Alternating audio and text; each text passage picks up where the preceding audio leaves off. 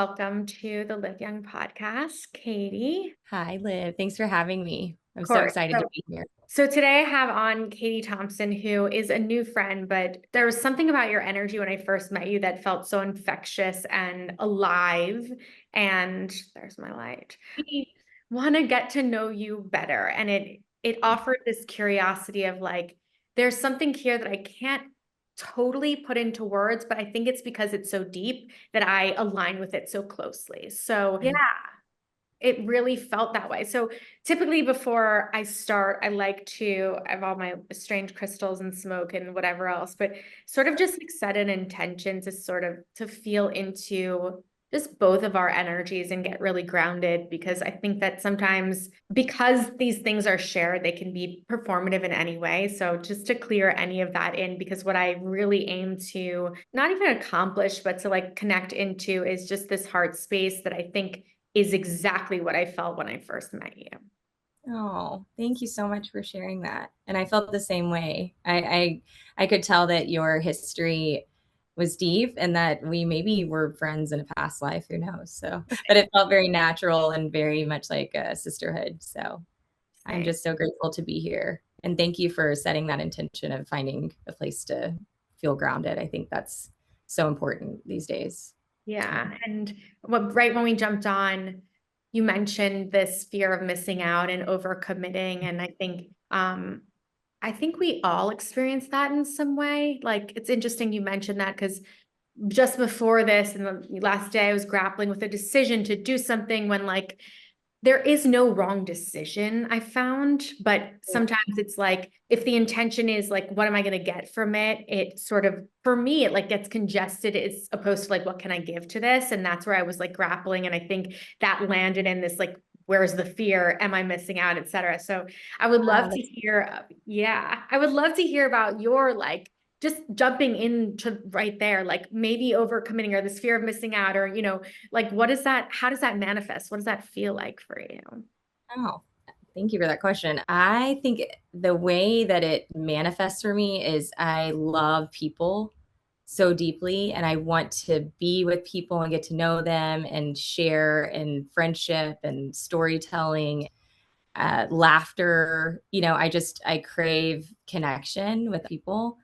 Um, and I want to be able to contribute back to others too at the same time. And so I think the way it manifests for me is I'm constantly wanting to be there for others Mm. and create something special with others, and experience something with others. Mhm. But then I don't calculate, I don't like being bound by rules or.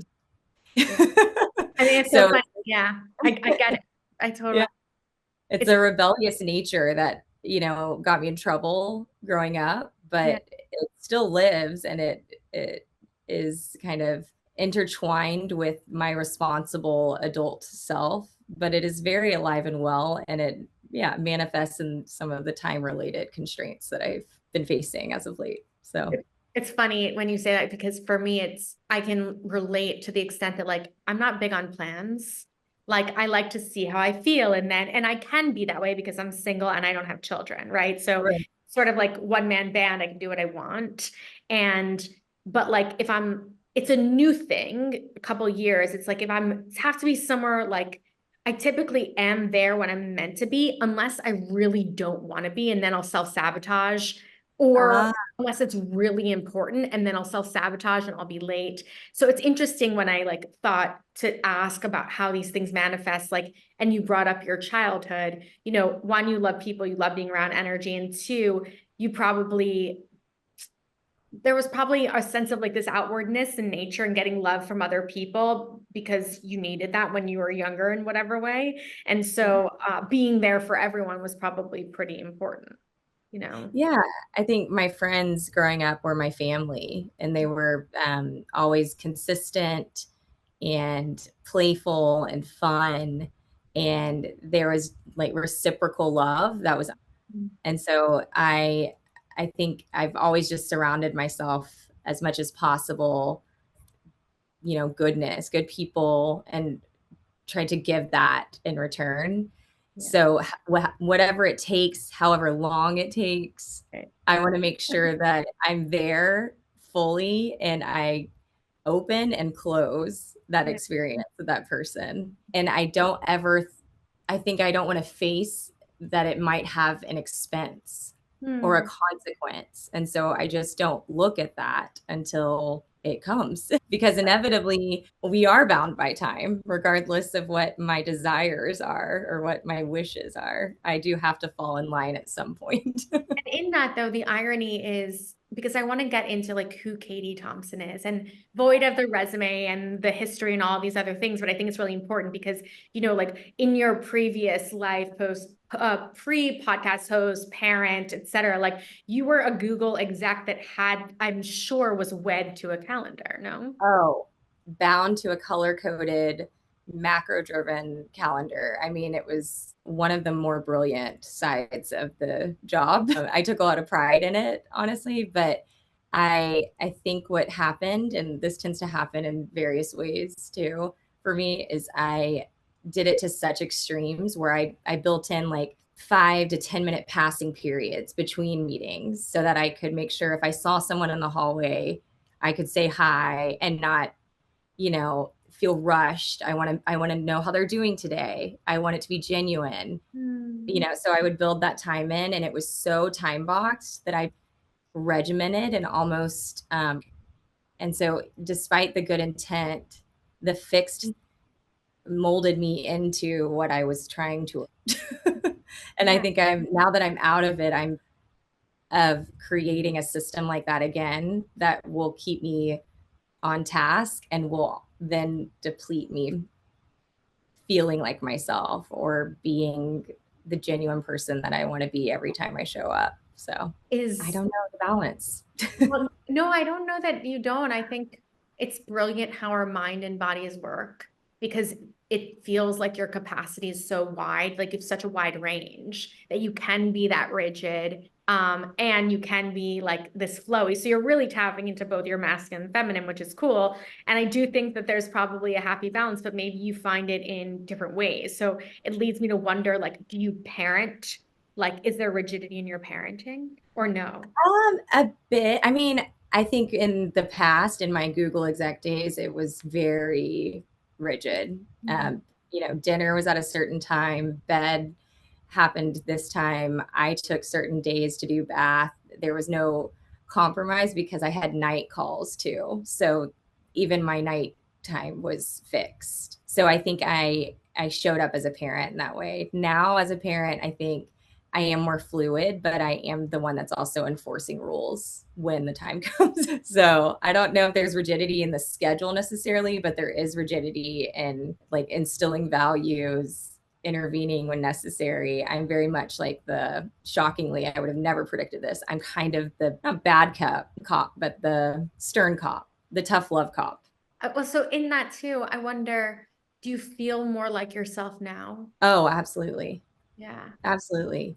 I think in this phase of life, it's new to put myself out there in the form of entertainment. I'm used to having a title Mhm. that is understandable, a description of what I do for a living, which becomes my identity, and then kind of fitting into that part in the best way possible. And as an entertainer or someone that is creating content for people and wanting it to be meaningful and a reflection of yourself and vulnerable and just kind of the makeup of the human experience, I think there's some fear that coexists with me being myself. So I've So, never felt better, but I'm also kind of like nervous a lot in the weirdest way or excited. I don't know. Sometimes I can't tell. I mean, in that too, I wonder, like, what does it feel like to be yourself? Like in your whole, I mean, we can go, I always say, our past creates our present and until we change our present to create our future. It's really,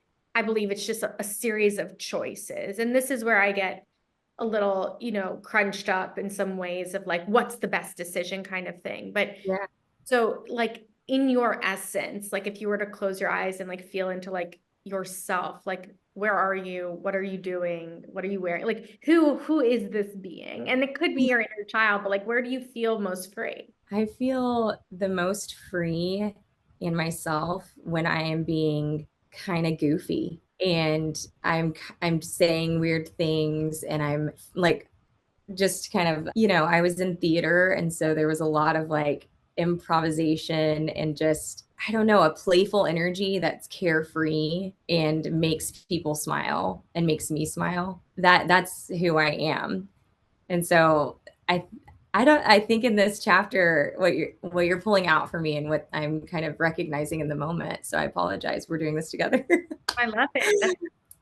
I used to get in trouble all the time for being the teachers did not appreciate and rightfully so and the structure of public education or even private education. It's like you need to sit in your for example, senior year of high school, I probably didn't need to rap about the human body, but everyone remembers it still. Right. And everyone performed well on the test. So, and ironically, it maybe was foreshadowing for this current chapter. I'm not sure. Yeah. But the teacher did not like that at all. I went to Saturday school for doing that. So, Yeah, I feel that from you, like very playful energy. And I love that about you because, you know, in this sense of like you're a mom. And how old's your oldest? 6? Is she 6? my daughter just turned 8, and then 8. my son Okay. is 4. Yeah, Yep, yeah, looking for. So like in that, the ability to still find this joy and playfulness, like even in this chapter of your life as a parent of an 8-year-old and a 4-year-old, and in your own world of, your podcast and just the way that you show up energetically, like you do carry such a sense of play. And I think that's probably what I sensed the first time I met you. But because you mentioned high school or prior and probably this joy or playfulness, it did give you attention, get you in. Did yeah, that yeah. come from like the need to be seen, or was this just sort of your way to communicate or relate? Because what I'm trying to get to is, we're shaped by our experiences. So, and I Mhm. said like, going into the past, like who were you when you weren't the class clown? Like what was going on behind the scenes that, Yeah. created this internal desire to spread joy? So that's such a great question, by the way. So thank you. I love to avoid the maybe behind the scenes No. experiences, but here I am. I'm going to face it because I'm safe. I'm Totally. safe. And whatever um, you share will resonate with someone and help them in their journey. So I always think of again, like instead of what you're receiving, like what you're giving. So I'm gonna push you on I thank you for that. And I hope this resonates with others that are listening because I think this is a common denominator for really any creative and anyone who is not great. I mean, this is happening all of the time, but my upbringing was, I think on the surface looked very normal and behind the scenes was emotionally volatile, ridden with addiction, alcoholism, that kind of permeated throughout my family system. And there was a lot of I don't think it was intentional, but just darkness and cynicism and um, almost as if life was a burden. that. And so the disposition at home often very stressful.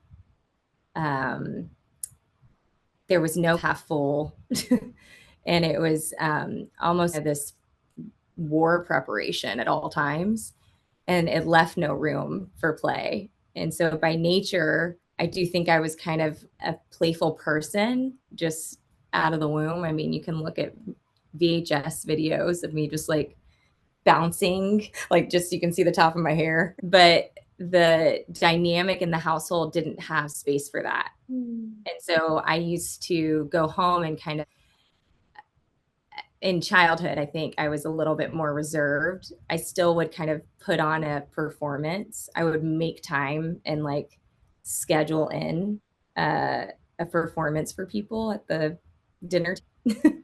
But I wasn't allowed to be kind of fluid in that. I had to, you know, stay in line. And I thought I haven't really talked to my parents in depth about that, but I have to believe that it was creating some form of safety for to create a household dynamic in that way, because they're hilarious people and wonderful and brilliant. And they, I think, struggled with the balance of everything and finding that playfulness inside of it. So interesting too that you were served to them as this like happy-go-lucky, joyful, funny human, especially if they were wrought with like, addiction or darkness. It was almost like you were this gift. And I think that's always the irony, because I do believe, from the spiritual perspective that we choose our parents. Yeah, So maybe absolutely. you chose them to bring joy and levity in life, and you were strong enough to hold their pain. Yeah, I don't know. I don't know if I realized that was happening. I felt a responsibility for it. I think there were things that were happening that I was aware of just energetically, that I could sense, that was behind the mask, that was being, I guess, shown to me every day. I got in a lot of trouble at home too, most. um, and so it started to evolve into less play as I entered into my freshman year of high school, that age 13, um, where hormonally, I think your body is changing, your mind is kind of sorting these maybe deep seated emotions that haven't been unpacked yet. And I became very during that time. And so the playfulness, I think socially, friendships were changing. High school politics started to come into the fold. And it wasn't just about like going into the backyard and playing with the garden hose and like, or putting on I used to wear pajamas on my head as a wig and be like, I'm little, which is kind of weird. But like the creativity started to dissipate and it became all about politics. And so when I lost some of that, um, joy, friendship, and then I had the same environment home, it left a very dark, isolated feeling, and this need to face some of the stuff that I was probably masking the whole time, of being enough, or like I was being around. Did that manifest? Because I think for 13-year-old girls or, in this preteen, whatever, prepubescent or pubescent age, did it manifest in like dissociation from your body? Did it like how did it show up for you? Because I think if you feel like you're not necessarily safe at home and then social dynamics changing in high school, like that's such a sensitive time, then like Mhm. where do you, and I don't want to project, but when I think about it, it's like, well, where do you put your pain? And so oftentimes then kids do get involved with drinking or drugs or sex or, body dysmorphia. It's like they're typically need, or they get involved in school activities and sports, but I'm curious, how did it manifest at that point? Like this, fork in the road, where did you go? What happened? That was I sought external validation in the form of, um, and just rebelling against the system. I find the school activities to enough to have, I mean, I ran track and played soccer and I did all things. But that to like set free some of the feelings or energy that was trapped inside of my body. It was just to have something to do so I didn't have to go home. And then when those things go away, and I didn't trust the system. The system didn't really like my personality, across the board. And so I immediately ran toward heavy alcohol use at a very young, and disassociation from my. Beyond that, what I haven't kind of peppered into the story was my biological father, was not in the picture. He would kind of come in and out every 5 years or, and he was heavily involved in his own addiction and was abusive. And so when I had to go visit him at those times and then return back to my life, having experienced things that I would never done, anyone. At that time, at 13 and 14, it was as if that was the last time I saw him, was when I was 13. I returned back home and I couldn't tell anyone, and no one wanted, it felt as though no one wanted to know anyways, if that makes sense. So Yeah. I drank, and I drank a lot, and I was on the verge of not being here. Thank you for sharing that. I it's the word, it's the wrong word, but there's like a part of me that wants to like not even hold that part of you, but like mourn that part of you that needed like to feel so held that like they were important enough to mourn, like Yeah. in a sense of I know that feeling and I know the feeling of being silenced and being betrayed and hurt and not wanting to be here as a result, and at such a young impressionable age. I don't know if the pain ever goes away from those experiences. I think it's just a matter of finding ways to integrate those parts of you that need you so badly now. That's at least for me. So just to Yeah. like, honor you for sharing that, and why I even like to go to these places in these conversations is because like I see you as such a light, this beautiful human, this incredible professional who has such a sense of humor. And I don't even know you as a mother and a wife. I don't know that side of you. And I bet our stories are not rare, but how we've come out of the ashes is, because most don't. Yeah. And I just like honor you for being you and for seeing pain, and Thank you. that like diamonds really do form under pressure. So thank you for sharing that. Thank you. Creating space to do. I'm unfamiliar with sharing the story, so I'm learning a lot in that process too. And so I thank you for being by my side and making it feel safe enough to that. My honor. I think like not where'd you go from there? Like what happened? Like how did you pull out of that? Because I think it's what people also I think assume, like there's rehab, there's support groups and like at 13 there's not, because you don't have a voice and you don't tell anyone. So Right. why I asked like where'd you put the pain? Okay, so you put it on yourself, and then where, like my favorite poet Rumi always says like the wound is where the light enters. So like what happened to sort of pull you out, or how did that evolve? So it was kind of heavily, um, my drinking was different than the other 14-year-olds that were choosing to rebel at that time, that were their parents' liquor, sneaking a Smirnoff Ice, in the backyard. My drinking was to disappear. And I didn't know that at the time. But every time I drank, I reached for, as much vodka as possible. And I blacked out often. And I thought that that was normal. I didn't have any baseline, and I obviously couldn't consult with anyone. And so I ended up, I would go to parties with older kids, like seniors in high school that are on their way to, and I would drink heavily there and pass out, and didn't have many people around trying to help me in that.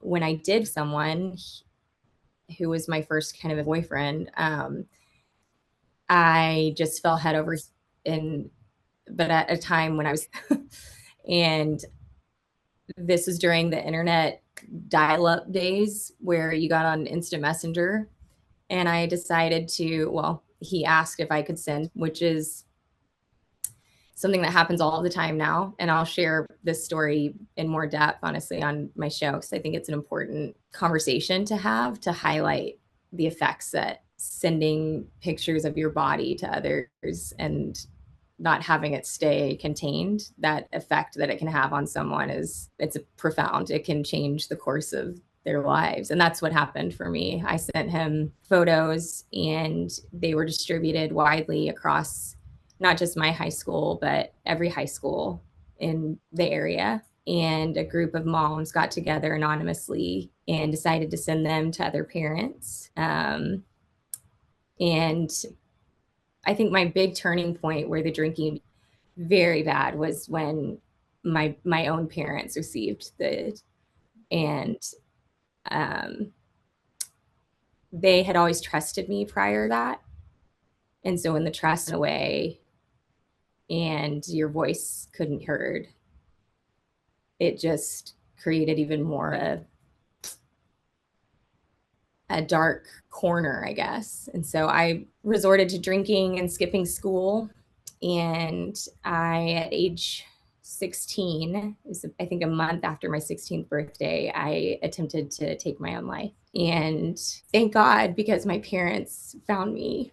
And, oof, sorry. No, thank It you. doesn't get any easier, Just, I feel so grateful that I'm here, but the police took me and I found help. And I went to at 16 and I met the most incredible people I've ever known in my entire life. And I got to these angels around me that had all faced darkness in a similar way. And they were still here to through it and to live their and to understand themselves completely. And it didn't matter if it was the wealthy, mom down the street that had everything together, or the guy that was 75 and used to just do a lot of drugs. And now he's struggling with putting the bottle down and he's on the streets. All of these people were in the same room, including a 16-year-old that had years of trauma that was just totally unsorted. And we could all see each other. I don't know. It was the most beautiful place I think I've ever been. And I know that's maybe bizarre to hear, but that was the turning point in my life. It was being saved from that and having a second chance. And I was changed forever. I don't think I'll ever forget hearing that. No, because I think there's something so magical about finding the beauty in the and Mm-hmm. realizing that everybody has gone through something, and which is why, like, the context of any conversation I have, I tend to find the person in the room that, we both might look a certain way, but underneath there is such depth because you brought yourself out of the depths of whatever hell you've been put into to be as you are today.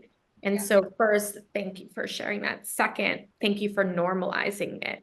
Third, this is where I always get really sensitive because you've told your story to how you got yourself out of it. And what I think matters most is that the pain chose you. You kept choosing the pain until you decided that you no longer wanted to choose the pain. And Yeah, you absolutely. find light. And I think hurt people hurt people. We all know that saying, right? Healed people heal people. But like that 13-year-old in you, that little girl in you, like all through 16 that had to have been so much pain, these pictures because of love, whatever else, and then the shame that you dealt with as a result. Like it wasn't even about the fucking pictures. It was then about this whatever you had to carry that no longer wanted to go to school because you were so ashamed. And and it makes me angry in a way because I don't know what there was for you, but there was no one that just grabbed you and said, like, it's okay. It's maybe that's what Oh, I was, but like that's yeah. all you need. It's like kids go through such hardship. I relate so deeply to your story. I didn't even realize how deeply I related until you brought it up. But like to just then have that one person who believes in you and like Absolutely. I don't know. I don't know if I had that either, in a real true way that I felt safe. And that will change the trajectory of your life. And I think I had to be that person for myself. Yeah, which is what makes you so strong, Thank And and and you like that you're so strong and also like, so poised that you're here as thank you for saying that. yeah. In the rehab conversation, I find that, a lot of people give me feedback that a lot of what I say is from the 12-step program or from a spiritual perspective. And I think that's so interesting because I've never been in rehab. I've Yeah. never been in 12-step program, but I've never shared this because I don't think I ever wanted to admit it to myself. And you just brought it up. I drank to blackout, and it was Yeah. never just drinking for me. It was full dissociation. And I've shared at length multiple assaults in my life. And because they kept happening, etc., some of them happened as a result of me getting so blacked out drunk because I didn't want to be in this life any longer. And then I was assaulted again. and alcohol, fuck too, when you're like a teen, like it's like just this poison that, It's just toxic chemical that can really disrupt your hormonal development, you know. yeah. So when you Um, got out of rehab, because at this point, and I know you'll tell me, but like you get out of rehab, do you go back to the same school? Like how do you navigate that? my parents, I give them just so much credit for knowing what that next phase would look like and never wavering from it. And they were adamant. They were so clear that I was not going to go to the same high school or the high school where the boyfriend was, and that I needed a fresh start somewhere else. And so I luckily had been playing piano my whole life. And the high school in the area that accepted transfers was also a music academy. And so I basically auditioned, and the transfer application was already in place, but the musical acceptance helped me get approved to go. And so I, midway through my sophomore year, and then in probably greatest twist of the whole story and why I think I've lived so many lives is I got like full set of braces and Oh, which again, how funny, you know? I mean, that is thank funny. you God.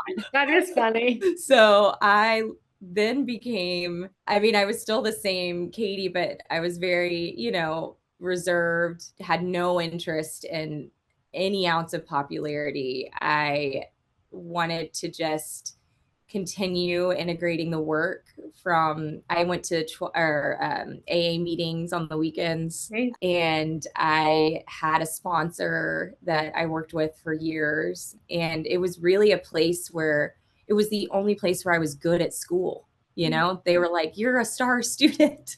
And so I kept returning back and kind of regaining confidence in myself and my abilities, and really working through and making true amends at age 17 to that you I had worked through experiences and realized what I had done. And so I had to, as part of that, face them and go make those amends directly with people and learn about that process and learn about accountability and accept when people aren't willing to forgive and to still be okay with yourself. I mean, there was so much inside of, again, that whole experience that really shaped me as an adult at a very young age. And then on top of that, having headgear, no better thing to have where people will leave you alone. If you want people to see So, you, get a headgear. headgear is key. And I for sure didn't have anywhere to sit at lunch, So I went to the library. And in the library, I met my very best friend who had nothing to gain but just love and friendship. And she put herself out there. She wanted me to come play Risk with her, with a bunch of other kids in the library. And we made each other laugh. And to this day, we're, I mean, best friends, Love that. sisters. So, So, and and then she thought I was cool with headgear. She I mean, loved when I chased her around with it. It was funny. that is funny. I don't even know if I've ever seen anyone with headgear. No, No. it's exactly what you've seen in a picture. So, And then, but okay, in so real at some point you went to college and you became this, like you went to college, you met your life, husband. Yeah, like how did that all work? yeah. So I graduated from that new high school, got my braces off senior year, and kind of started stepping into my own power again a little, just feeling more confident and going out and not feeling afraid. And I ended up playing music in a very tiny college in East Texas where I met my husband, who was playing baseball there. And we both ended up in this place. Again, we met the best people that we're still friends with to this day. And it's a tiny, tiny town with two roads in it, basically. And the fact that we met each other, and I mean, I could go on about how similar our lives were and why I think we were placed together, but he came from a total different life, like one that was very put together, beautiful, and loving. He understood people's, Mm. even though he looked the part of someone would be above it, if that makes any sense. And his family, I think, was the first family that I'd ever known that loved unconditionally. And I got to witness that. I got to watch, a mom and dad that were just so connected and genuinely loved being around, him and his sister. And they were, despite, me driving a certain car that got tickets on it because it looked like it was legal in their neighborhood. They were like, "We love your car. You can park it in the driveway." And they just were so kind to me.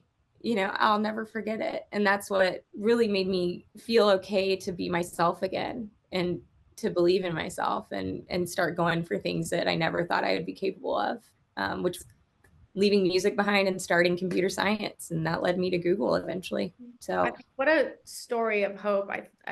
It's interesting when you are on this path of healing, right? And you've experienced so much darkness, this unwavering commitment to not just finding light, but being light and letting light find you.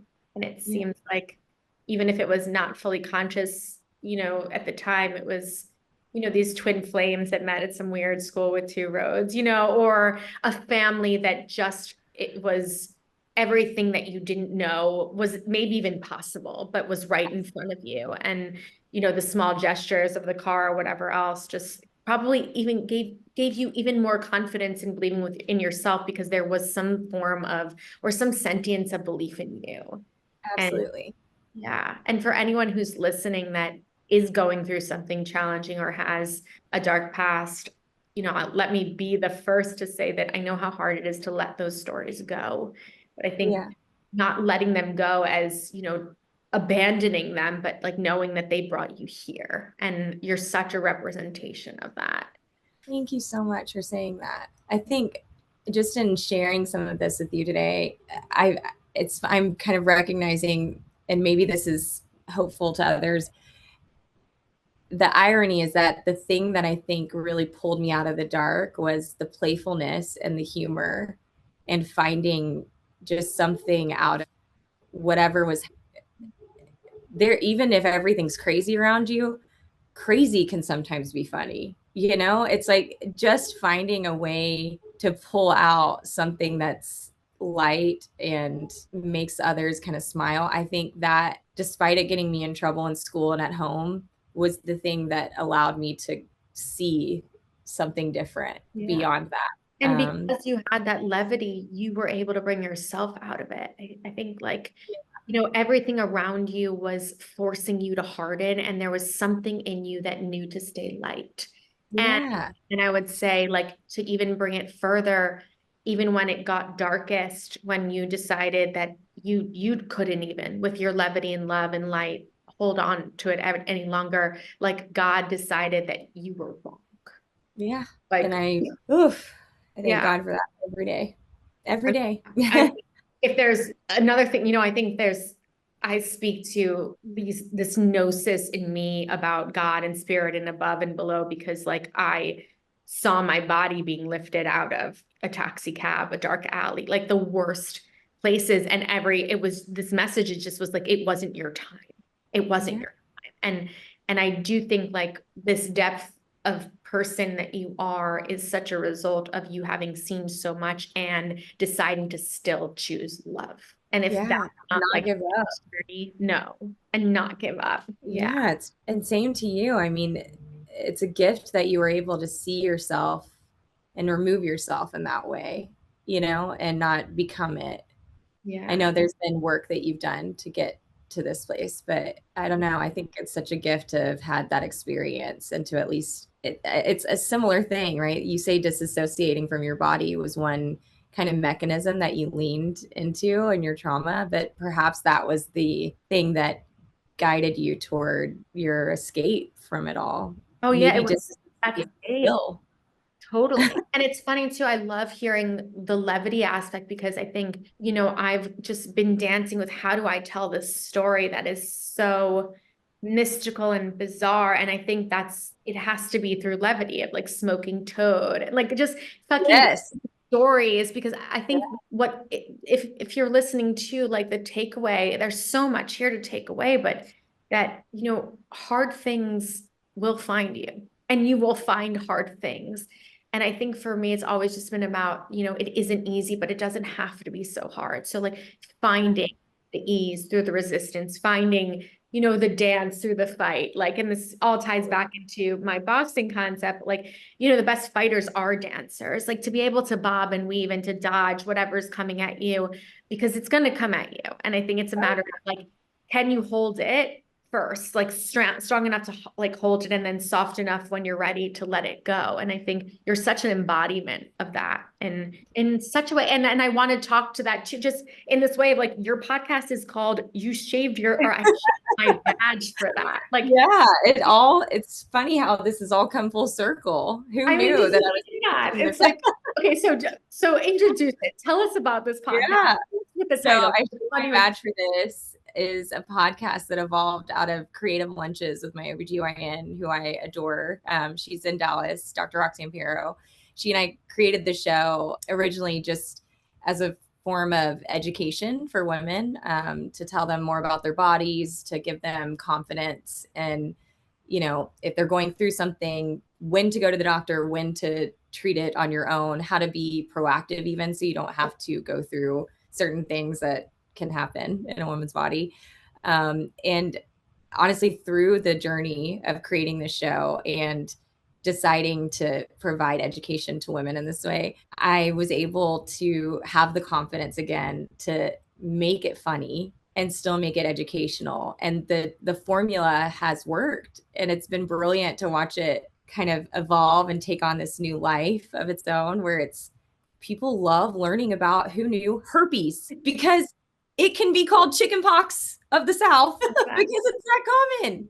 And so I think there is something to, like, it doesn't have to be wellness because it's serious or intense and scary. Like, let's educate people on what to eat without making it terrifying and too much information, right. Like, it just doesn't have to be so intense. So anyway, I shaved my badge for this. I've now kind of taken the show on its own. And so I will be not only interviewing Dr. Pero, she has opened a brand new branch of Alive and Well in Dallas. So doing phenomenal things there. I'm super excited to see that take off. And then I am interviewing physicians and women just like me and you on the show, and doing some storytelling along the way. And it has so far been the most rewarding thing, other than, being married and having my family and my two kiddos. It's been, I would say, my third baby. I'm just as proud. It's And been,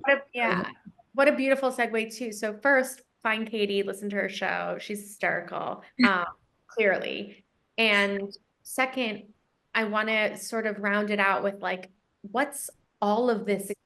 How has that brought into your life as a wife and mother? Like, you've lived so many lives, you've seen so many things, good, bad, ugly. Like, how does that play into the everyday of you being a parent and a partner? I struggle with like saying, this is a whole separate probably episode, but these are the things I'm good at. But I do find that the most rewarding experiences that I have as a wife and mother are just seeing them completely in whatever space they're in. If they're having a bad day, if they're having a good day, if they're feeling shy, or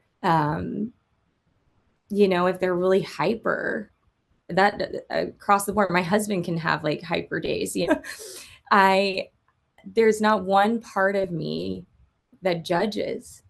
I don't have a single ounce of judgment, and that has created this dynamic in our household that is so free of any or overruling, or like a dynamic that suppress someone's real being to be able to be released. I think I have some freedom in a beautiful way, and sometimes a chaotic way. But like, I kind of love the chaos and feeling comfortable in the chaos. It's just a complete contrast from what I have known in my own upbringing. I would say Makes that's me, the thing I'm most proud of. makes me think like how lucky is a wrong word, but how privileged your children are to have a mother who knows what it feels like, feel everything and feel nothing, Yeah. because and you can hold space for all their big feelings. And I'm not a mom yet, and God willing, when I am one, makes me want to cry, but I think it's so important to be a mom that can understand, even without understanding, but that there's something there and it doesn't need to be silenced. It Yeah. doesn't need to be judged, just everything you say. And in partnership too, ultimately, and so much of what this show is and who I am is someone who just aims to hold space for others in both their pain and their power, in their shame, in their darkness, to remind them that they're not alone. Because the one thing that I've felt almost my entire life always has been, and I think that the journey to self-love is really in that feeling, in that space of being, not being lonely because you have you. Yeah, 100%. 100%. And you have me too whenever you need. If I could hug you right now, I would. Yeah, no, I feel it. It's such a kindred spirit. And it's funny too, because the moment I met you, I was like, she is so funny. Like so funny. And that's why I love these conversations, because like underneath all of that is stuff that has been so hard, and you found a way to alchemize it into just fun. So thank you for being that. Oh, thank you for, again, having me on and just allowing the time to tell this story. And I will tell it again anytime you want, or I'll tell more of it and really You're make gonna it do make it. cool headgear. I think you should Yeah. look. Well, and I also have to say those pictures, I was on dial-up internet, so I had to work very hard, to that's my way of joking about it. I was way ahead of my time. This was before it was trendy. So just Well, just to let everyone know. um, tell everyone how they can find you, where they can find you, all the details. um our podcast, or my podcast, is called I Shave My Vag for This. It's on Spotify and really any other streaming platform, but it's video first, so encourage everyone to watch on Spotify. It's very entertaining, and you'll learn a lot in the process. So there's some science there too. And I'm also on Instagram. I would love for people to give me a follow. It's Katie, KATIEF, as in Francis, and then it's my last name, JoM, KDF Tomps. So give me a follow, send me a message, and we can work through stuff together, knowing you have a friend. So I'm always here. Love it. Thank you so much. Thank you for having me. This has been wonderful. I'm gonna stop recording.